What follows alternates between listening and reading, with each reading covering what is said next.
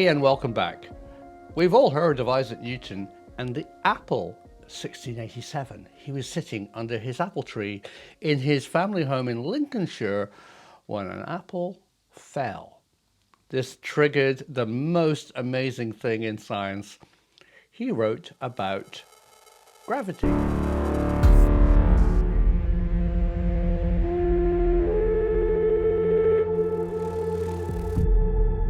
For nearly 100 years, Isaac Newton's theories were unchallenged until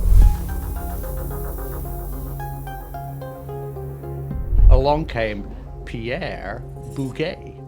A wonderful, healthy rivalry between Britain and France produced this guy.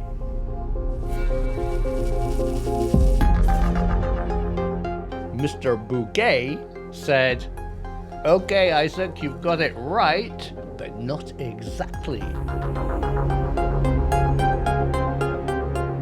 I can make it more accurate."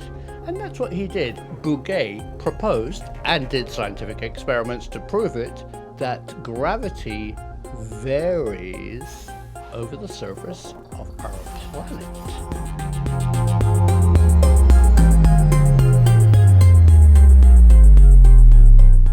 And a wonderful aside, Pierre Bouguer did not call his discovered variations after Newton.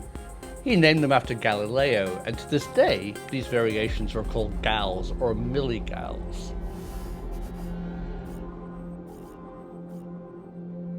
So Pierre Bouguer's rival observations that challenged Newton for France didn't really add up to much. They were interesting, but not that relevant until now.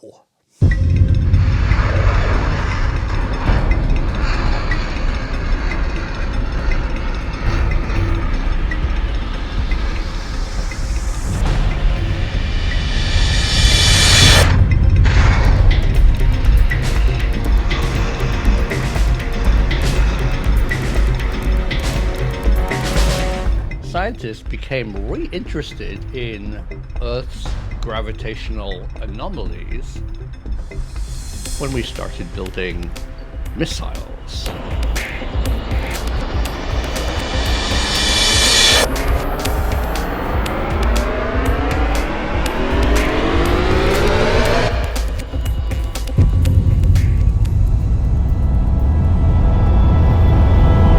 One of the first occurrences of a near disaster due to gravitational anomalies was Apollo 10. Apollo 10, man's second journey to orbit the moon, was a full-scale rehearsal of all of the activities required to land men on the lunar surface, except for the actual landing. 10, 9, we have ignition sequence start. Engines on, 5, 4, 3, 2, all engines running.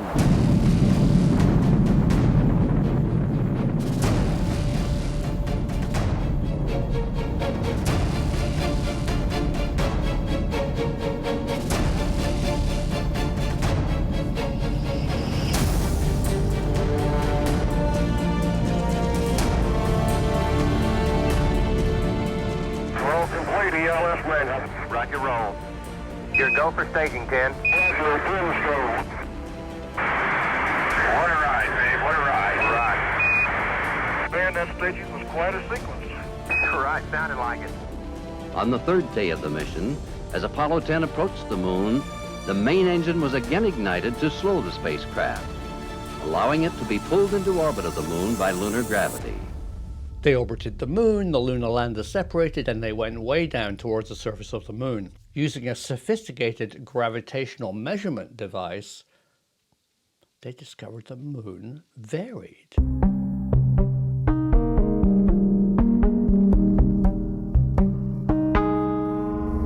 When they got really close to the surface, the readings went haywire and they nearly crashed. Immediately after staging, an unexpected maneuver occurred due to a procedural problem.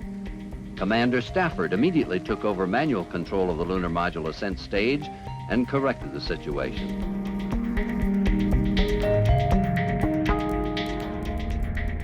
This near disaster was caused by anomalies inside the moon called mascons, or areas of high gravitational fields. It was very interesting and nearly did cause a disaster, but how is it relevant to today? Well, let's spool forward to today, and we have cruise missiles and other surface of the Earth hugging aircraft that need to measure accurately the gravitational force of our planet.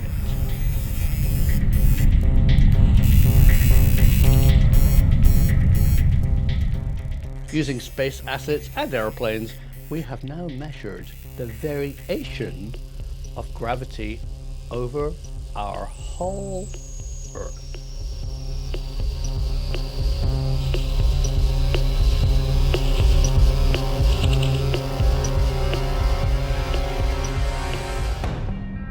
And it's not even. Look at this amazing map that has been produced.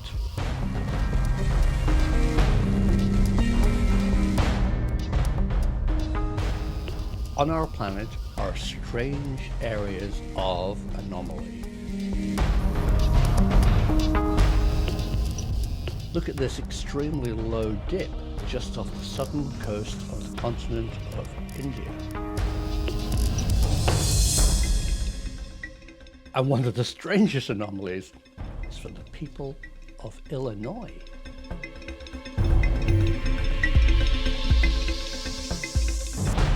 If Isaac Newton had been born in Illinois, his apple would have weighed more.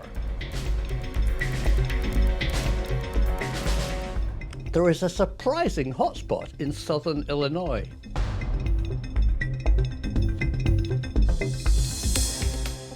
My research has also turned up a bit of secret squirrel stuff. It turns out if you want to find a submarine, one of the best ways is look for gravitational anomalies caused by the large steel vessel under the sea. But to do that, you have to know accurately the background gravity field.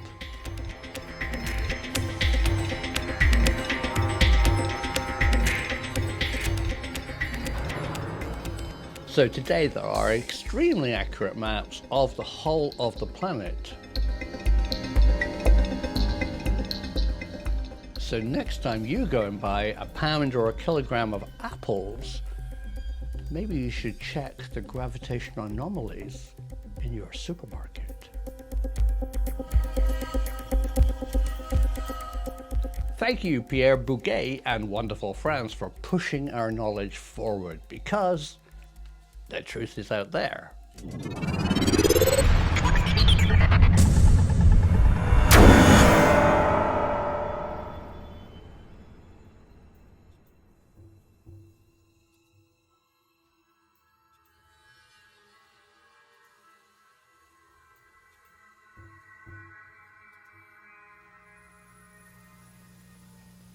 Apollo 10, man's second journey to orbit the moon, was a full-scale rehearsal of all of the activities required to land men on the lunar surface, except for the actual landing, which is scheduled for the next Apollo mission. Specifically, the 8-day, 3-minute mission was a final test of the descent and ascent stages of the lunar module in lunar orbit, the environment for which it was designed. The mission provided the maximum operational experience with the lunar module before committing to a lunar landing. To carry out the detailed objectives of this mission, the National Aeronautics and Space Administration selected 3 veteran astronauts as the crew of Apollo 10. The command pilot, Thomas P. Stafford, had flown on 2 Gemini missions, as had the command module pilot, John W. Young. Eugene A. Cernan, the lunar pilot, had flown with Stafford on the Gemini 9 mission. Charlie Brown was selected by the astronauts as the code name for the Apollo 10 command module, and his friend Snoopy was the call sign for the lunar module. Of significant importance at Launch Complex 39 of the Kennedy Space Center was that Apollo 10 was the first space vehicle launched from Pad B. The 4 previous Apollo Saturn V space vehicles had been launched from Pad A. Also, in the Launch Control Center at Complex 39, a third firing room was used for the first time. The utilization of these facilities brought Complex 39 to a full operational level with a dual launch pad capability. The final countdown for Apollo 10 was begun on May 17th and proceeded without any major holds. Dr. Kurt Debus and Rocco Petrone headed the launch team. Following fueling of the mighty Saturn launch vehicle and the Apollo spacecraft, the 3 astronauts arrived at the launch pad. At T-minus 2 hours and 40 minutes, the crew entered the White Room atop the launch tower and prepared to board the spacecraft. The final countdown events were monitored by some 550 government and industry personnel in the Launch Control Center.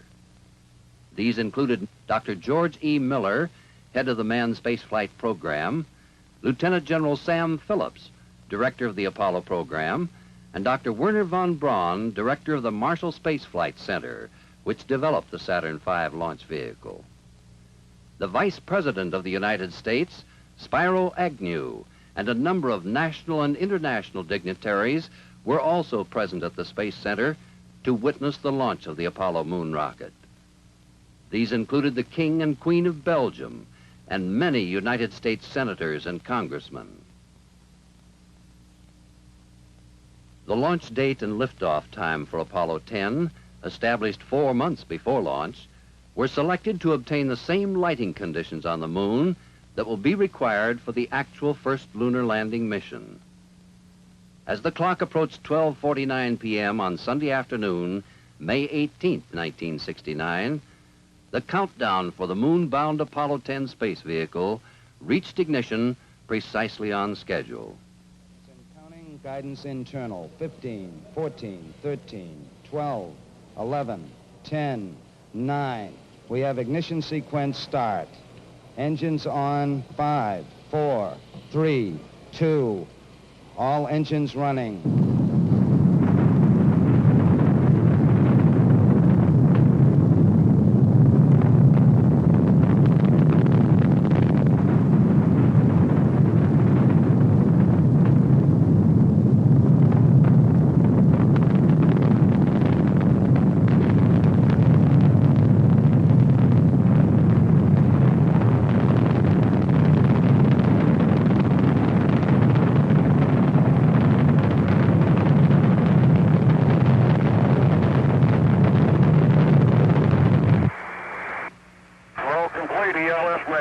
Roger, roll.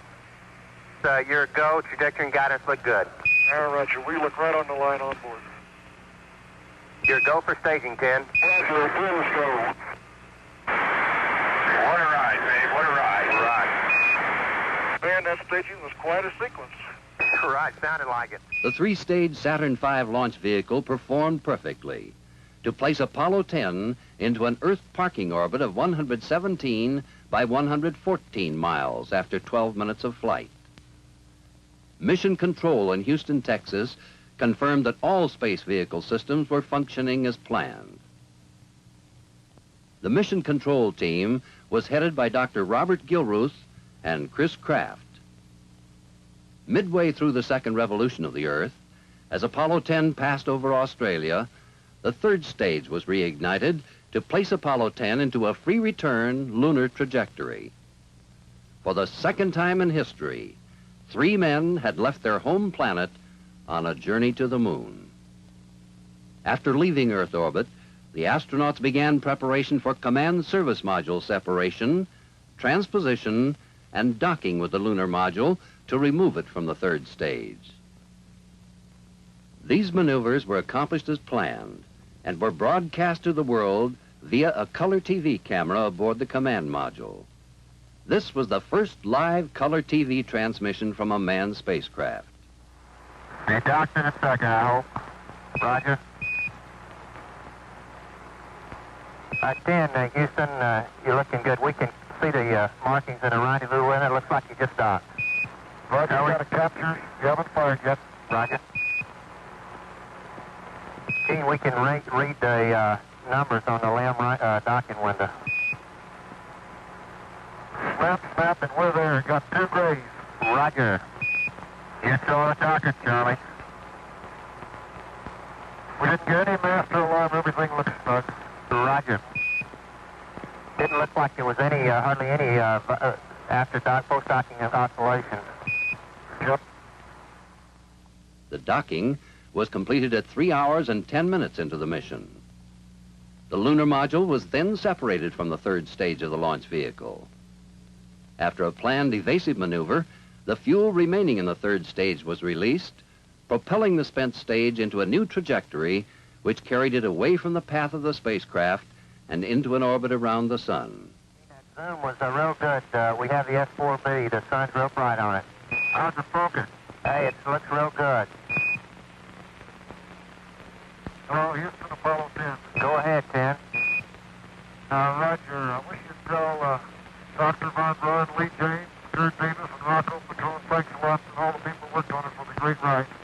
Right, we're going out to the networks now, I think. It's probably heard it. We'll pass it on, though.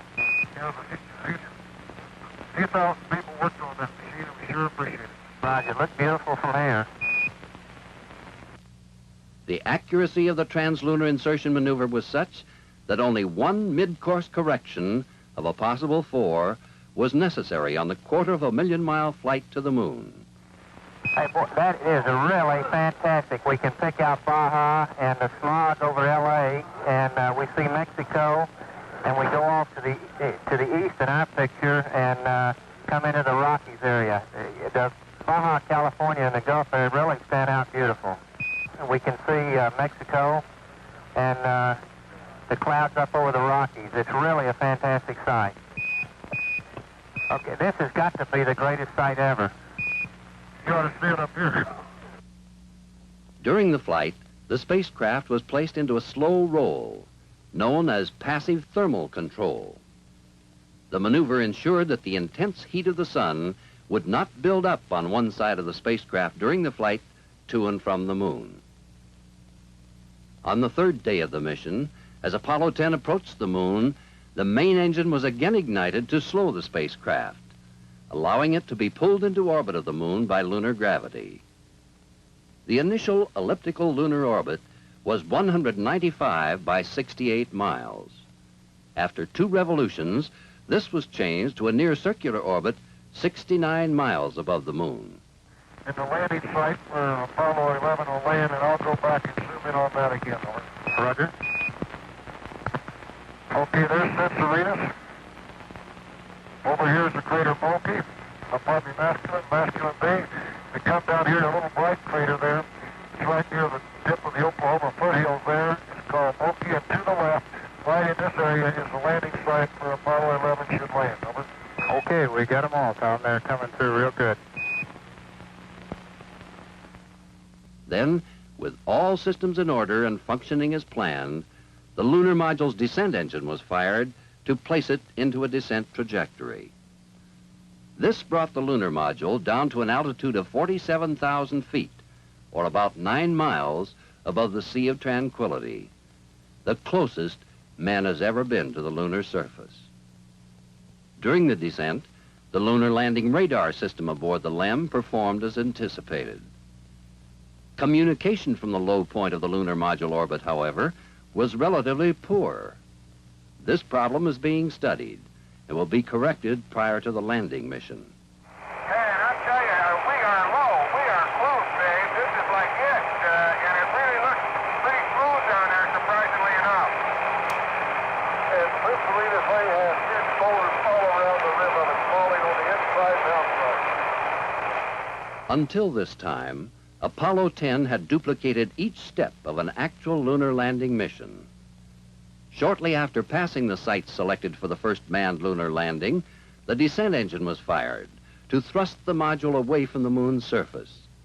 This was a maneuver to establish a lead angle or distance between the 2 spacecraft equivalent to the rendezvous distance of an actual landing mission. The maneuver placed the lunar module into an elliptical orbit of 218 by 9 miles, while the command service module remained in a circular orbit. During the elliptical orbit, the two Apollo 10 spacecraft were as far as 414 miles apart.